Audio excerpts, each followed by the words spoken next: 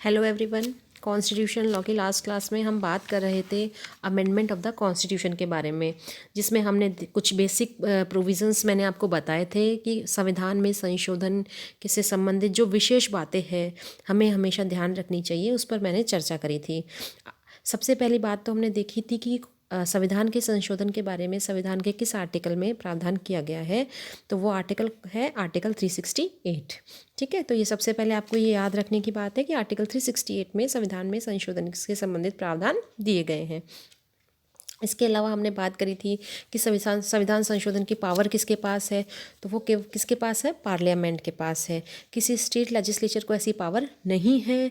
संविधान का संशोधन किया जाएगा तो केवल और केवल पार्लियामेंट के द्वारा किया जाएगा, जिसका एक पर्टिकुलर प्रोसीजर है जिसके बारे में हम आज बात करते हैं।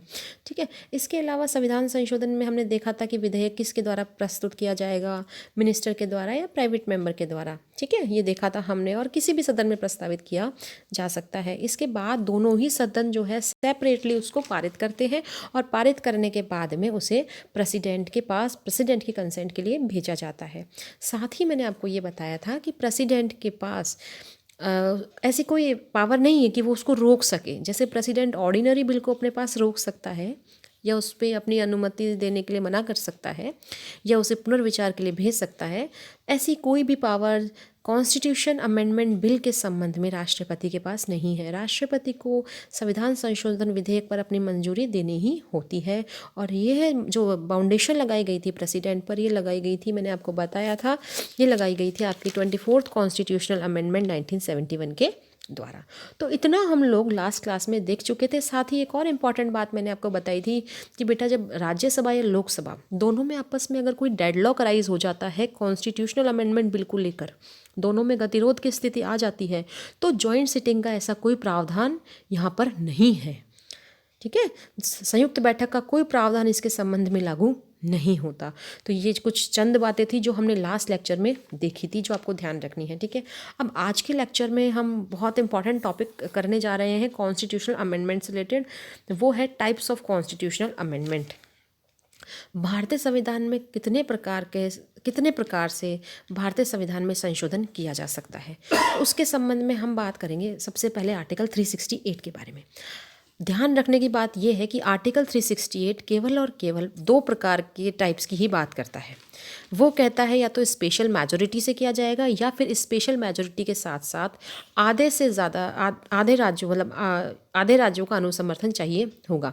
ठीक है ना, जिसके बारे में अभी हम आगे बात करेंगे। ठीक है, एक और कि सिंपल मेजॉरिटी की बात करें तो सिंपल मेजॉरिटी के बारे में आर्टिकल 368 में कोई भी प्रावधान नहीं कर रखा है।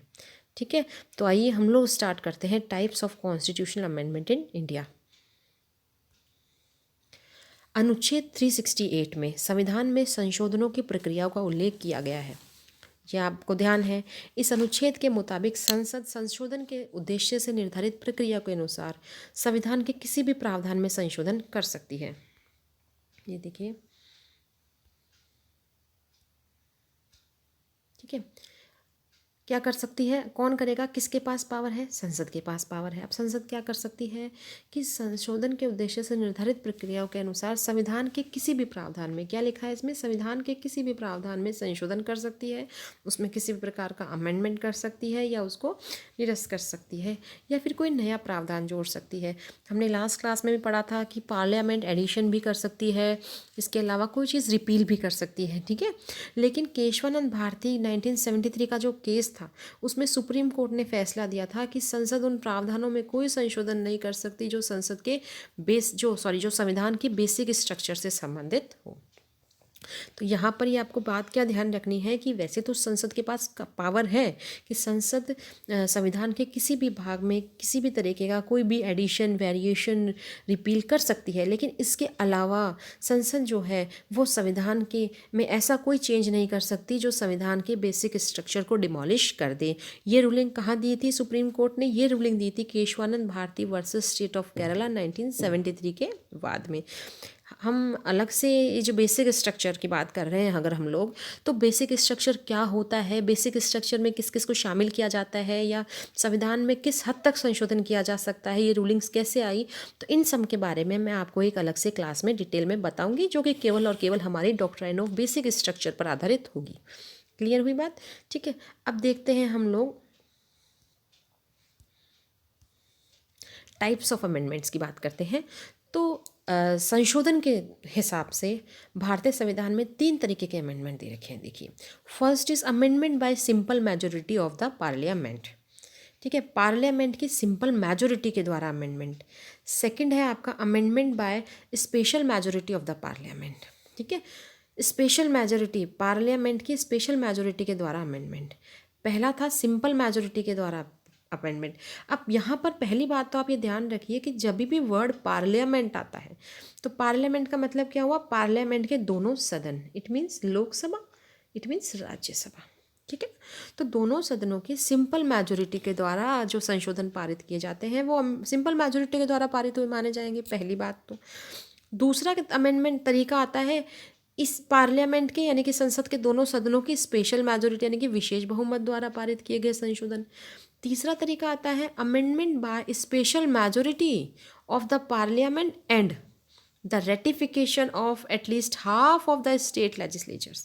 कहने का मतलब है तीसरा तरीका है स्पेशल मेजोरिटी, पार्लियामेंट की स्पेशल मेजोरिटी भी चाहिए, विशेष बहुमत भी चाहिए संसद के सदनों का, इसके साथ कम से कम आधे राज्य विधानमंडलों का रेटिफिकेशन यानी कि अनुसमर्थन भी चाहिए होता है। देखिए, संशोधन की दृष्टि से तो संविधान को 3 भागों में बांट दिया गया है ना, 3 श्रेणियों में रख दिया गया है। जैसे पहली श्रेणी मैंने आपको बताई, सेकंड थर्ड जैसे बताई मैंने आपको। पहली श्रेणी में हमने उन विधेयकों को रखा जा सकता है जिनमें साधारण बहुमत से संशोधन किया जा सकता है। ठीक है ना, तो जो पहली फर्स्ट कैटेगरी वाले हैं जिनमें कि सिंपल मेजोरिटी से संशोधन किया जा सकता है, इनको 368 के दायरे से बाहर रखा गया है। ध्यान रखिए, 368 इन पर लागू नहीं होता। 368 में केवल सेकंड और केवल थर्ड तरीके की बात करी गई है। आप सबसे पहले ध्यान रखिए, क्या ध्यान रखने के लिए बोल रही हूँ मैं कह रही हूँ कि जहाँ पर सिंपल मेजोरिटी से संशोधन किया जाना है, कुछ ऐसे देखिए संविधान में कुछ ऐसे प्रावधान है जो ज़्यादा महत्व के नहीं हैं, है ना, अभी हम आगे देखेंगे। तो उन जैसे फॉर एग्जांपल जैसे मान लीजिए किसी राज्य के नाम में परिवर्तन करना है, किसी नए राज्य का निर्माण करना है, राज्य की सीमाओं का वो करना है, ठीक है ना, निर्धारण करना है, तो इस ऐसे जो ज़्यादा संवैधानिक महत्व के विषय नहीं हैं उनमें संशोधन साधारण बहुमत से किया जा सकता है। और साधारण बहुमत से संबंधित जो संशोधन है उसके बारे में आर्टिकल 368 में कोई प्रावधान नहीं है। आर्टिकल 368 में केवल और केवल 2 ही बातों के बारे में प्रावधान है। पहला तो जहाँ पर संशोधन में करने के लिए विशेष बहुमत की ज़रूरत हो, और दूसरा जहाँ पर विशेष बहुमत के साथ साथ कम से कम आधे राज्यों के विधानमंडलों का अनुसमर्थन हो। समझ में आ गई बात? इसीलिए मैं ये कह रही हूँ, एक मिनट, इसीलिए मैं ये कह रही हूँ आपसे कि आर्टिकल जो 368 है उसके दायरे से साधारण बहुमत वाले संशोधन उसको बाहर रखा गया है। केवल और केवल बात की गई है विशेष बहुमत और दूसरी विशेष बहुमत और कम से कम आधे राज्यों का अनुसमर्थन। अब क्लियर हो गई बात कि 368 में केवल इन दोनों की बात की गई है, साधारण बहुमत की बात नहीं की गई। इन 3 कैटेगरीज में डिवाइड करने का पर्पज़ स्टडी के को इजी बनाने के बेस लिए किया गया है। देखिए, ताकि आप इजीली पढ़ सके कि संशोधन किन किन तरीकों से संशोधन किया जा सकता है संविधान में। ठीक है ना।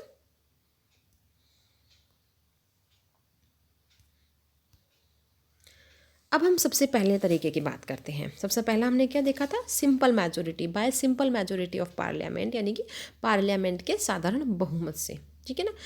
Many provisions in the Indian constitution can be amended by a simple majority of the 2 houses of parliament, Rajya Sabha and Lok Sabha, outside the scope of article 368। मैंने आपको बता दिया, ये आपको समझ में आ गया होगा कि सिंपल मेजोरिटी वाला जो कंसेप्ट है वो आर्टिकल 368 के दायरे से बाहर है।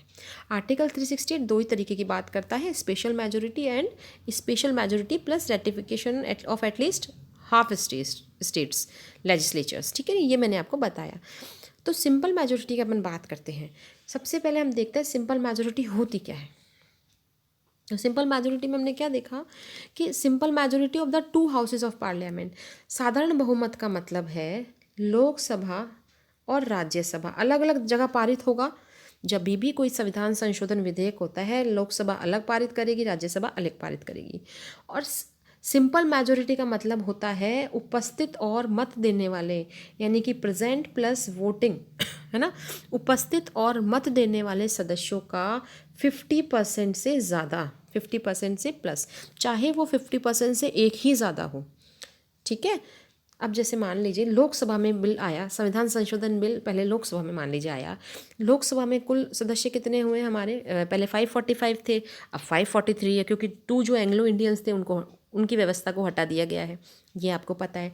तो मान लीजिए 543 है, उन 543 में से सत्र में मान लीजिए केवल और केवल 300 लोग आते हैं किसी दिन, 300 जो है, एक सेकेंड, लोकसभा में किसी दिन 300 लोग उपस्थित होते हैं। अब इनका साधारण बहुमत क्या होगा, उपस्थित है और मत देने वाले लोग हैं ये 3।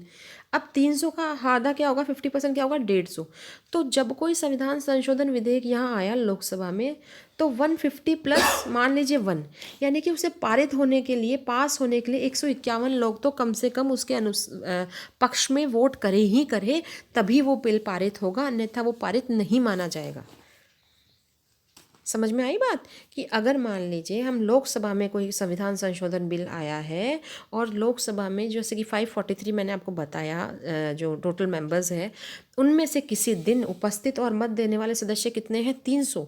उन 300 में से अगर कितना चाहिए जब वो बिल पारित होगा, कितने मेंबर्स वोट करें उस बिल के पक्ष में, तो 300 का हाफ कितना हो गया, 50% कितना हो गया, 150।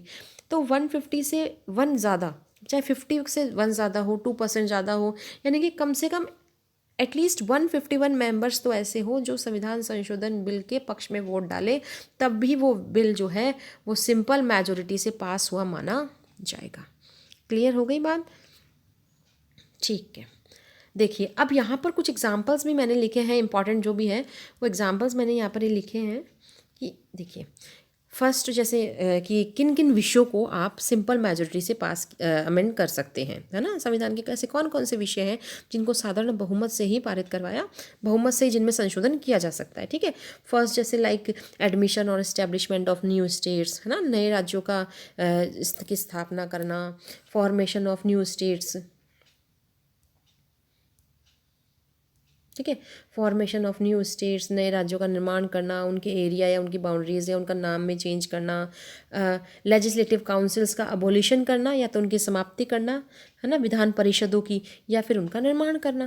भाई अगर जैसे मान लीजिए फॉर एग्जांपल कोई राज्य जो है वो डिमांड करता है कि मुझे यहाँ पर लेजिस्लेटिव काउंसिल भी हमारे यहाँ पर होनी चाहिए, तो वो डिमांड किसको भेजता है, पार्लियामेंट को भेजेगा डिमांड। तो ये ऐसे जो लेजिस्लेटिव काउंसिल मान लीजिए क्रिएट करने से संबंधित जो प्रावधान है वो कहाँ पारित के करवाए जाएंगे, पार्लियामेंट में।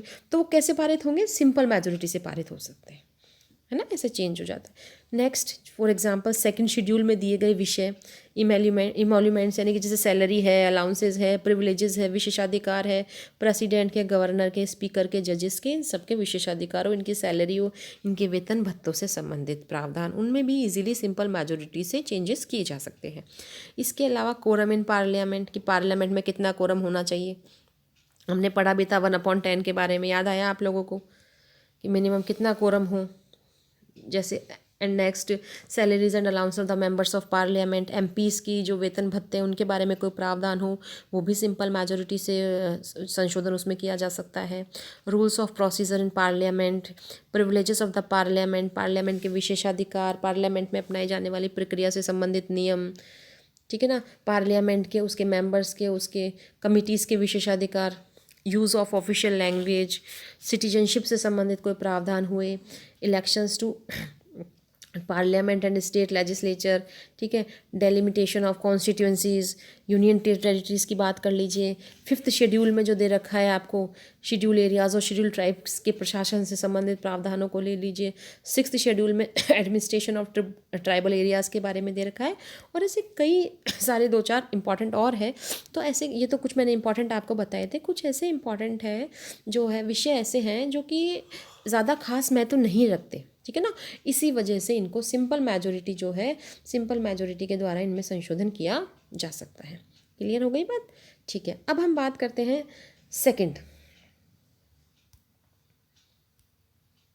By special majority of parliament.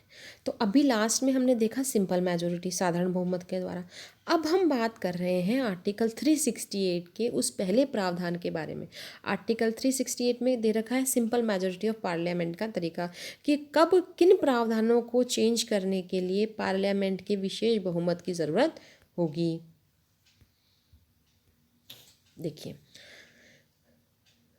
The majority of the provisions in the constitution need to be amended by a special majority of the parliament. ठीक है ना, काफ़ी सारे कॉन्स्टिट्यूशन में काफ़ी सारे ऐसे प्रोविजंस हैं जिनको अमेंड करने के लिए, ठीक है ना, हम किसकी बात कर रहे हैं, हम बात कर रहे हैं स्पेशल मेजोरिटी की। ठीक है ना, तो यहाँ पर कॉन्स्टिट्यूशन में ऐसे काफ़ी सारे प्रोविजंस हैं, काफ़ी सारे उपबंध हैं जिनको कि अमेंड करने के लिए special majority of the parliament की ज़रूरत होती है। ठीक है, अब यहाँ पर हमें ये समझना होगा कि स्पेशल मेजोरिटी ऑफ पार्लियामेंट से क्या मतलब है। तो आप इसे ध्यान से समझिए, मैं इसे समझाती हूँ आपको, एक मिनट। देखिए, हम बात कर रहे हैं स्पेशल मेजोरिटी की। ठीक है, अब आर्टिकल 368 के अनुसार, आर्टिकल 368 बात करता है स्पेशल मेजोरिटी के बारे में। आर्टिकल 368 के अनुसार स्पेशल मेजोरिटी का क्या मतलब है, तो पहले यहाँ देखिए, ए majority which is more than 50% of the total membership of each house. पहली बात तो ये कि हर प्रत्येक हाउस, प्रत्येक सदन, यानी कि लोकसभा अलग से, राज्यसभा अलग से, ठीक है, तो उन क्या है, ये विधेयक जो है संसद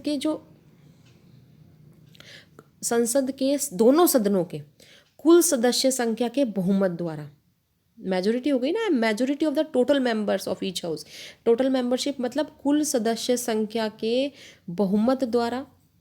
दूसरा कहता है प्लस, एंड का मतलब है प्लस, ये कंडीशन भी है, दो कंडीशन कंप्लीट होनी चाहिए यहाँ पे।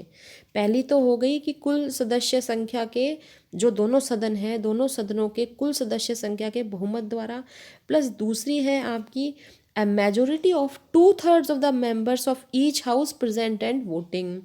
इसका मतलब ये हुआ कि संसद के सदनों के जो मत देने, उपस्थित और मत देने वाले सदस्य हैं, उनके 2/3 बहुमत द्वारा पारित किया गया होना चाहिए।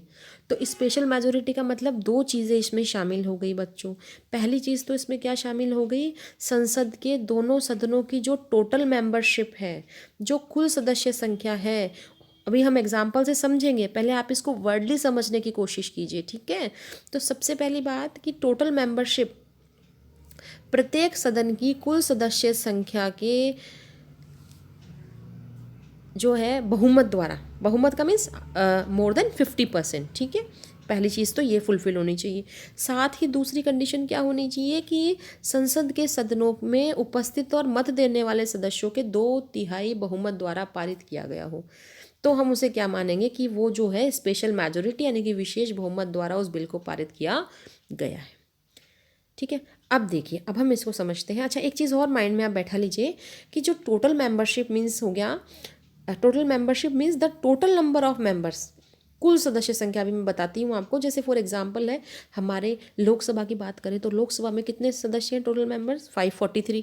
पहले 545 हुआ करते थे, 2 एंग्लो इंडियंस की व्यवस्था अब नहीं है, देन 543। तो टोटल मेंबर्स का मतलब क्या हो गया, लोकसभा के रिगार्डिंग 543, राज्यसभा के 250 की हम जैसे बात करते हैं टोटल मेंबर्स, तो वहाँ क्या हो गया, 250 हो गई कुल सदस्य संख्या। ठीक है, अच्छा, इस बात का कोई फ़र्क नहीं पड़ेगा बेटा total number of members count करने में कि कोई पद खाली है या कोई एब्सेंट है। समझ में भाई, अगर मान लीजिए कोई एमपी उस समय प्रेजेंट नहीं है लोकसभा में उसकी सीट वैकेंट है, या मान लीजिए वो डिसेबल कर दिया गया है उसको, ठीक है ना, डिसक्वालीफाई कर दिया गया है, अब वो नहीं है, उसका पद खाली है मान लीजिए किसी भी तरह से, ठीक है ना, तो इससे कोई फ़र्क नहीं पड़ेगा, टोटल नंबर ऑफ वही माना जाएगा 543। देखिए, जैसे मैं भी आपको इधर क्लियर करती हूँ, हम बात करते हैं फॉर एग्जाम्पल लोकसभा के बारे में। कोई बिल आया लोकसभा में सबसे पहले, ठीक है, अब लोकसभा में कुल सदस्य संख्या कितनी है, 543। 543 में से मान लीजिए 3 जो है टोटल 3 लोग जो है वो क्या है, एब्सेंट है, 3 मेंबर्स क्या है, एब्सेंट है या डिसक्वालीफाई है मान लीजिए, तो अभी कितने हैं टोटल प्रेजेंट, कितने हो गए, 540। लेकिन जब हम टोटल मेंबरशिप की बात कर रहे हैं, जब हम पहली कंडीशन की बात कर रहे हैं कि total membership of each house, ये तो टोटल मेंबरशिप 543 ही मानी जाएगी, 540 नहीं मानी जाएगी। कुल मिला के बात क्या हुई हमारे पास में कि जो टोटल मेंबरशिप है, भले ही उसमें से कोई डिस्क्वालीफाई हो या कोई एब्सेंट हो, किसी मेंबर की सीट वैकेंट हो, तो भी टोटल मेंबरशिप का मतलब है कुल सदस्य संख्या। चाहे कोई सदस्य उपस्थित हो, कोई सदस्य अनुपस्थित हो या हो, किसी वजह से कोई सदस्य अयोग्य घोषित कर दिया गया हो, हटा दिया गया हो, लेकिन total number of members he total number membership मानी जाएगी। क्लियर हो गई बात। अब देखिए हम इसे समझते हैं फिर से एक बार। अब देखिए, अब हम बात कर रहे हैं स्पेशल मेजोरिटी के बारे में। तो सबसे पहले देखिए, हमने इसकी दो कंडीशन देखी है। स्पेशल मेजोरिटी कहेंगे किसे, यहाँ मैं अंडरलाइन कर देती हूँ ताकि आपको समझ में आ जाएगा। पहली कंडीशन तो हमको ये फुलफिल करनी है कि टोटल मेंबरशिप से वो 50%, टोटल मेंबरशिप के 50% से ज़्यादा हो। टोटल मेंबरशिप क्या है मैंने आपको समझा दिया अभी थोड़ी देर पहले। तो पहली कंडीशन तो हो गई बेटे ये। दूसरी कंडीशन है ए majority of 2/3 of the members of each house present and voting. सदन में जितने सदस्य उपस्थित हैं, मत देने वाले हैं, उनका 2/3 बहुमत, उससे ज़्यादा 2/3 होने चाहिए। ठीक है, ये मैंने बता दिया आपको। अब आ जाओ इधर एग्जाम्पल की तरफ। ठीक है, हम बात करते हैं लोकसभा की। मान लीजिए कोई बिल लोकसभा में आया, लोकसभा के टोटल मेंबर्स कितने हो गए, 543 हो गई। क्लियर बात। अब टोटल मेंबर्स का 50, सबसे पहले वो जो संविधान संशोधन बिल आया है, उस संविधान संशोधन बिल को क्या चाहिए, 543 जो टोटल मेंबर्स है उनका 50% से ज़्यादा। अब 543 का 50% कितना हो गया, 271.5 हो गया ना, 271.5 हो गया 543 का आधा। अब देखें,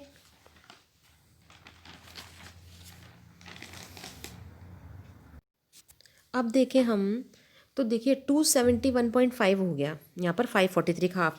यानी कि कहने का मतलब ये है कि अगर 272 लोगों ने, 272 मेंबर्स ने अगर उस बिल के पक्ष में वोट दे दिया, तो वो क्या माना जाएगा, पहली शर्त कंप्लीट मानी जाएगी कि वो जो है टोटल मेंबरशिप से यानी कि वो जो टोटल मेंबरशिप थी उसके 50% से ज़्यादा से वो पारित हो गया। तो 272 वोट्स हमें चाहिए पहली शर्त पूरी करने के लिए। क्लियर हुई बात। अब आते हैं हम दूसरी शर्त पे। अब मान लीजिए लोकसभा में किसी पर्टिकुलर दिन अगर 300 मेंबर प्रेजेंट है, कितने मेंबर प्रेजेंट है, एक मिनट रुकिए,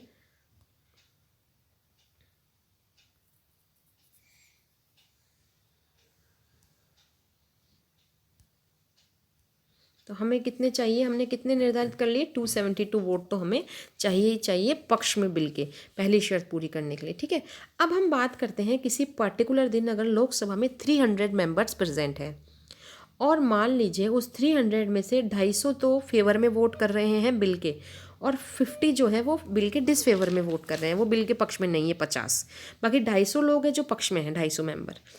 अब इस 300 का 2/3 कह रहा है ना, ये देखिए प्रेजेंट एंड वोटिंग मेंबर्स का 2/3 चाहिए हमको बिल को पास करने के लिए। तो 300 का 2/3 कितना हुआ, जल्दी से बताओ, 200, 200 हुआ। जबकि पक्ष में कितनों ने वोट दिया, 250 ने वोट दिया ना। तो सेकंड शर्त जो है वो हमारी कंप्लीट हो रही है। समझ में आई बात। लेकिन यहाँ क्या हमारी फर्स्ट कंडीशन कंप्लीट हो रही है, क्या 250 जो है 272 से ज़्यादा है क्या, 272 तो नहीं हुए ना। तो ऐसी कंडीशन में बिल पारित नहीं माना जाएगा, बिल पास नहीं होगा। समझ में आई बात। एक बार दोबारा से देख लीजिए कि हमने बात करी टोटल मेंबरशिप की, दो कंडीशन हमें पूरी करनी है। Total membership of each house हमारी यहाँ पर पूरी हो रही है।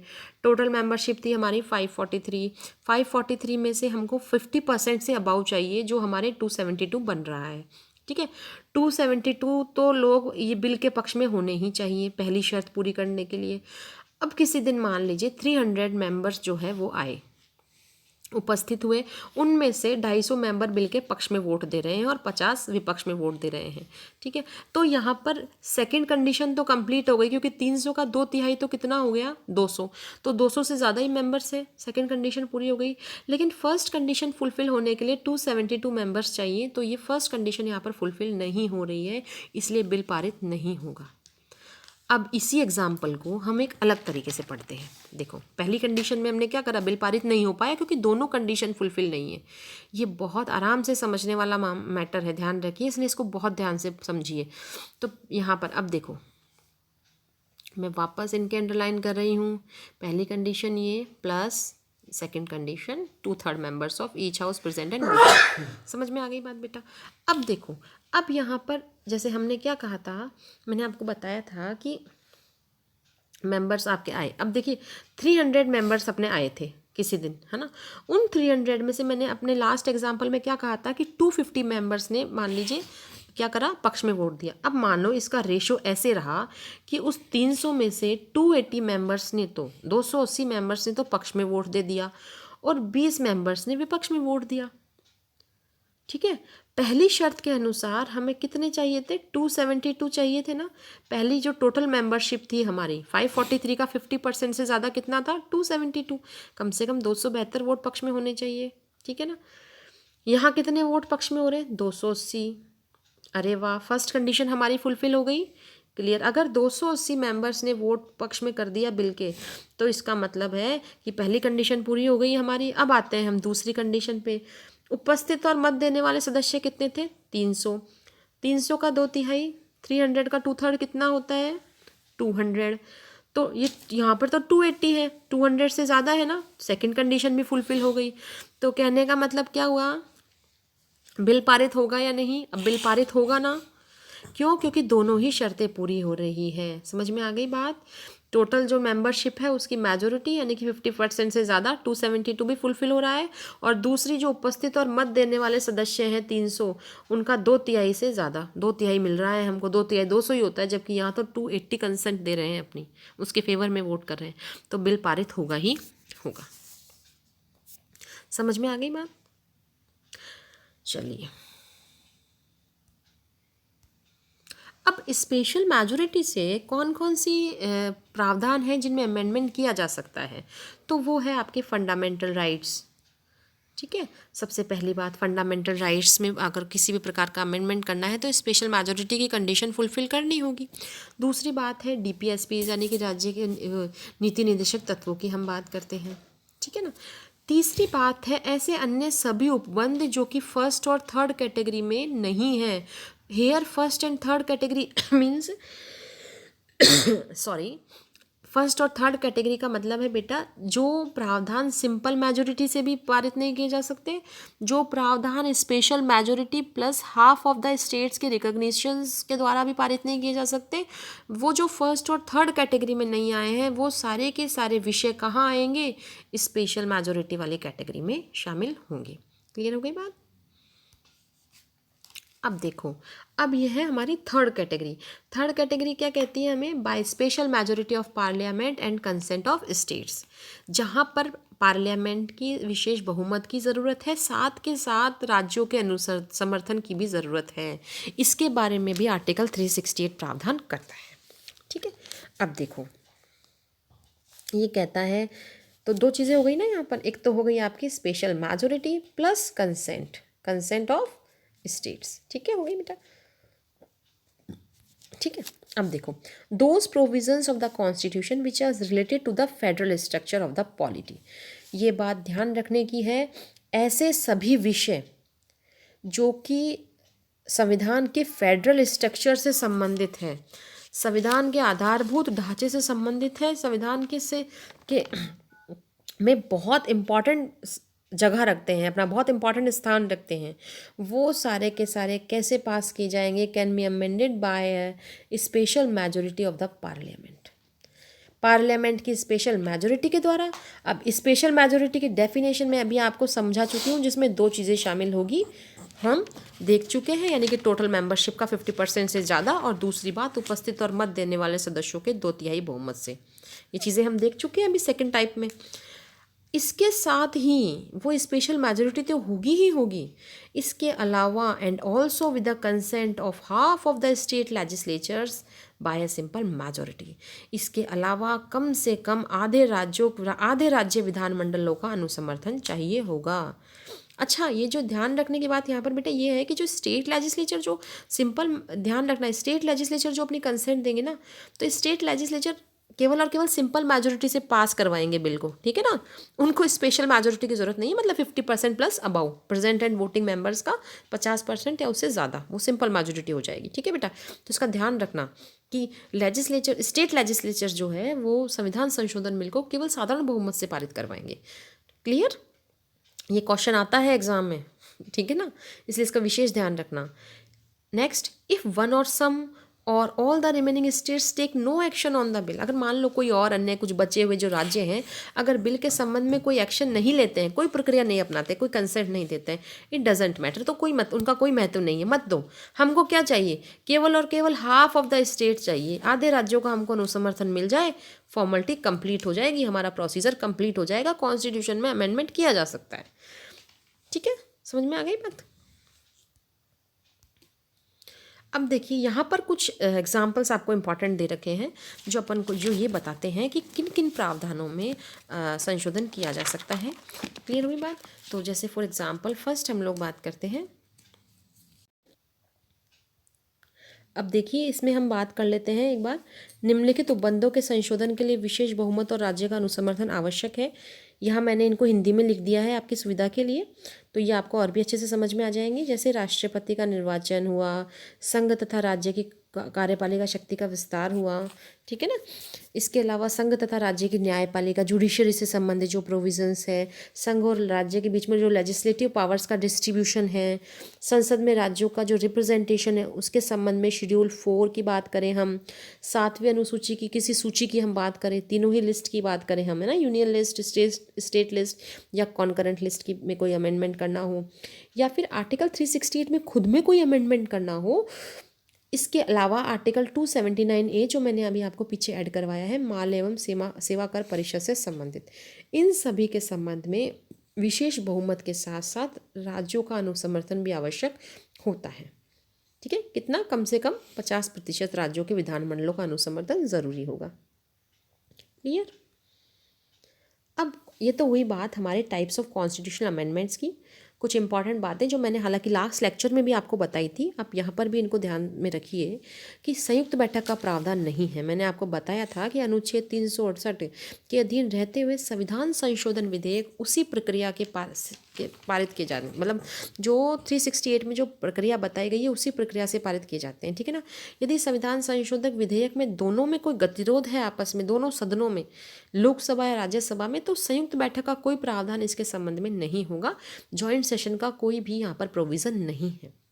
दूसरी बात मैंने आपको ये भी बताई थी कि राष्ट्रपति संशोधन पर अनुमति देने के लिए बाध्य है, और ये अनुच्छेद 111 के अनुसार जब हमने जैसे आर्टिकल 111 पढ़ा था, उसमें जब हमने ऑर्डिनरी बिल के बारे में पढ़ा था, तो राष्ट्रपति क्या कर सकता है, उसको पुनर्विचार के लिए लौटा सकता है, देखा था हमने। लेकिन आर्टिकल 368 के अंतर्गत राष्ट्रपति संविधान संशोधन विधेयक पर अनुमति देने के लिए बाध्य है। ठीक है, और साथ के साथ संशोधन, इस संविधान संशोधन बिल को संविधान ये संसद के सदनों में प्रस्तावित करने से पूर्व राष्ट्रपति की अनुमति की ज़रूरत नहीं होती। ये भी मैंने आपको बताया था कि प्रायर कंसेंट की आवश्यकता नहीं होती। अब राष्ट्रपति के संबंध में ये जो आपको बाउंडेशन की गई, वो की गई 24th कॉन्स्टिट्यूशनल अमेंडमेंट 1971 के द्वारा, ये मैंने आपको बताई थी। ठीक है ना। अब बात करते हैं हम लोग Kesavananda Bharati versus state of Kerala की, जिसके ऐतिहासिक मामले में उच्चतम न्यायालय ने 7-6 के बहुमत से निर्णय दिया था कि संसद संविधान संशोधन शक्ति के प्रयोग द्वारा संविधान के आधारभूत ढांचे को नष्ट नहीं कर सकती। बेसिक स्ट्रक्चर की बात की गई थी कहाँ पर, केशवानंद भारती के मामले में। ठीक है। अब आधारभूत ढांचा क्या है, इसका निर्धारण न्यायालय आवश्यकता के अनुरूप करता रहेगा, ये कोर्ट ने उस समय कहा था। और समय समय पर सुप्रीम कोर्ट ने अपने कई केस लॉज में कई एग्जाम्पल्स भी दिए, है ना। जैसे इंदिरा गांधी वर्सेस राजनारायण का मामला हुआ, मिनर्वा मिल्स वर्सेस भारत संघ का मामला हुआ, वमन राव वर्सेस भारत संघ का मामला हुआ। इन सभी मामलों में केशवानंद भारती की केस लॉ को फॉलो किया गया कि हाँ, यहाँ संविधान में संशोधन तो कर सकती है संसद, लेकिन कोई ऐसा संशोधन नहीं कर सकती जो संविधान के बेसिक स्ट्रक्चर को डिमोलिश कर दे। बेसिक स्ट्रक्चर क्या है, इसके बारे में हम हमारे अगले लेक्चर में बात करेंगे कि पूरी क्लास हमारी उसकी बेसिक स्ट्रक्चर के बारे में होगी, ताकि आपको इजीली क्लियर हो जाए कि संविधान के में संशोधन करने की जो संसद की शक्ति है वो कहाँ तक है। ठीक है, चलिए आज के लिए इतना ही। ये काफ़ी इंपॉर्टेंट टॉपिक था, आप इसको ध्यान से पढ़िएगा। एग्ज़ाम चाहे वो आपका कॉलेज लेवल का एग्ज़ाम हो, चाहे वो आपका कॉम्पिटिटिव एग्ज़ाम हो, सभी में इस टॉपिक से काफ़ी सारे क्वेश्चंस पूछे जाते हैं। चाहे वो आपका यूपीएससी का एग्ज़ाम हो, चाहे वो आपका आरपीएससी का एग्ज़ाम हो, ये इंपॉर्टेंट अपनी काफ़ी, ये जो टॉपिक है अपनी काफ़ी इंपॉर्टेंस रखता है। ठीक है, so best of luck all of you and thank you all of you.